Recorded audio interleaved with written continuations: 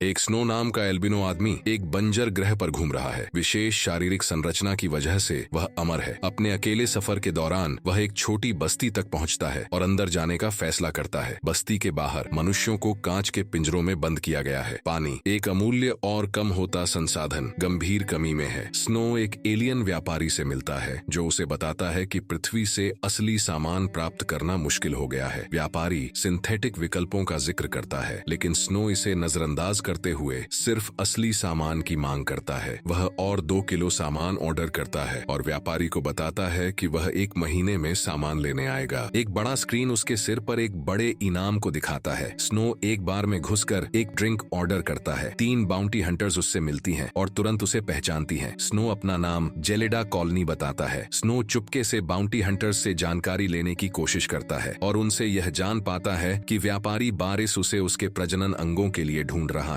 Snow और सवाल करता है कि बारिस को उसके बॉल्स की क्यों जरूरत है। एक हंटर जवाब देती है कि वह अपने नियोक्ता के इरादों पर सवाल नहीं करती। हंटर पूरी बार को घोषणा कर देती है कि वह स्नो को चुनौती देती है। स्नो उस चुनौती देने वाली हंटर को मार डालता है, फिर दूसरे हंटर पर अपना ड्रिंक फेंककर तीसरे को मार डालता है, लेकिन दूसरा हंटर पलटकर गोली चलाता है जो स्नो को लुढ़कने पर मजबूर कर देती है। हंटर उसे मारने के लिए तैयार होता है। ठीक तभी बार से एक रहस्यमयी महिला हिराल्ड दूसरे हंटर को पीठ में छुरा घोंपकर स्नो को बचाती है। वह शांतिपूर्वक कहती है कि वह उसे तब तक हानि नहीं पहुंचाएगी जब तक वह उसे पहले खतरा न पहुंचाए। हालांकि अपना हाथ खो चुका वह हिराल्ड का आभार व्यक्त करता है। बार में एक और हंटर चुपके से कॉल करता है, किसी को टीम बनाने का निर्देश देता है। जैसे ही रात गिरती है, स्नो रेगिस्तान में एक अकेला शिविर लगाता है। हिराल्ड उसके पास आती है। स्नो अपना खाना खाता रहता है। हिराल्ड उसके साथ चलने की इच्छा व्यक्त करती है। स्नो उसे बताता है कि वह खतरनाक थिरन मैदान को पार करने की योजना बना रहा है। जैसे ही सूर्योदय होता है, स्नो उसे अपने दिन के तंबू में जगह देता है क्योंकि उसके पास अपना कोई शरण स्थल नहीं है। तंबू में वे तेज गर्मी से बचने के लिए शरण लेते हैं। जैसे जैसे वे आराम करते हैं, स्नो का हाथ पुनः उत्पन्न होने लगता है। हिराल्ड विस्मय से उसे देखती है। वे दोनों अच्छी नींद लेते हैं। बाद में रात को जैसे ही वे अपनी यात्रा जारी रखते हैं, हिराल्ड यह खुलासा करती है कि उसे पता है कि बारिस क्यों उसे चाहता है। उसके प्रजनन अंग एक हार्मोन उत्पन्न करते हैं जिस वजह से वह अमर है। हिराल्ड यह खुलासा करती है कि वह पृथ्वी केंद्रीय खुफिया एजेंसी के लिए काम करती है जो वही उद्देश्य रखती है जो बारिस का है, स्नो की पुनरुत्थान क्षमताओं को डिकोड करना। हालांकि बारिस के विपरीत वह एक बाउंटी हंटर नहीं है। वह स्नो का सहयोग चाहती है, यह मानते हुए कि जो भी उसके प्रजनन तंत्र का रहस्य खोलता है वह अमृता को नियंत्रित कर सकता है। वह उसे यकीन दिलाती है कि पृथ्वी केंद्रीय का उद्देश्य इस ज्ञान को दबाना नहीं बल्कि समझना है। स्नो हिराल्ड से कहता है कि 2 दिनों में वे उसके घर पहुंच जाएंगे। जब वे आखिरकार पहुंचते हैं, स्नो बताता है कि उसने यह स्थान करीब 200 साल पहले पाया था और तब से इसे सुधार रहा है। हिराल्ड पूछती है कि वह कितने समय से जीवित है, लेकिन स्नो जवाब नहीं देता। वह व्यापारी से प्राप्त पैकेज खोलता है जिसमें ताजे स्ट्रॉबेरी होते हैं जो एक दुर्लभ लग्जरी है। हिराल्ड एक ड्रेस पहनती है जो स्नो की मृत पत्नी की थी, जिसने 123 साल पहले अपनी जान ले ली थी क्योंकि वह बूढ़ी हो गई थी, जबकि स्नो अपरिवर्तित रहा। हिराल्ड उसे चूमने लगती है, लेकिन उनकी शांति एक अलार्म की तेज आवाज से बाधित होती है। बाउंटी हंटर्स की एक टीम व्यापारी बारिस के साथ उनके स्थान पर पहुंच जाती है। स्नो चुपके से एक हंटर को मार डालता है, लेकिन बाकी लोग जल्दी से शव को ढूंढ लेते हैं। स्नो एक बाउंटी हंटर से लड़ता है और उसे पराजित करता है, लेकिन दूसरा हंटर उस पर बंदूक तानता है। वह गोली चलाता है, लेकिन स्नो बच निकलता है, जबकि दूसरा हंटर मारा जाता है। एक तीसरा हंटर स्नो को गोली मारता है, लेकिन वह उस हंटर को मार डालता है, हालांकि उसने अपना हाथ और पैर खो दिए हैं। ठीक उसी समय जब एक और हंटर उसे खत्म करने के लिए आता है, हिराल्ड उसे गोली मार देती है। बारिस आता है और हिराल्ड को सिर में गोली मारता है। हालांकि जैसे ही बारिस स्नो को मारने के लिए तैयार होता है, हिराल्ड फिर से जीवित होकर सामने आती है और अपनी साइबरनेटिक मानवता का खुलासा करते हुए बारिस को मार देती है। बाद में वह स्नो को उसके घर वापस ले जाती है, जहां वह बताती है कि कई साल पहले वह एक जीवन परिवर्तक दुर्घटना में घायल हो गई थी। उसका बचा हुआ मानव मस्तिष्क और तंत्रिका तंत्र एक कृत्रिम शरीर से जोड़ा गया, जिससे उसे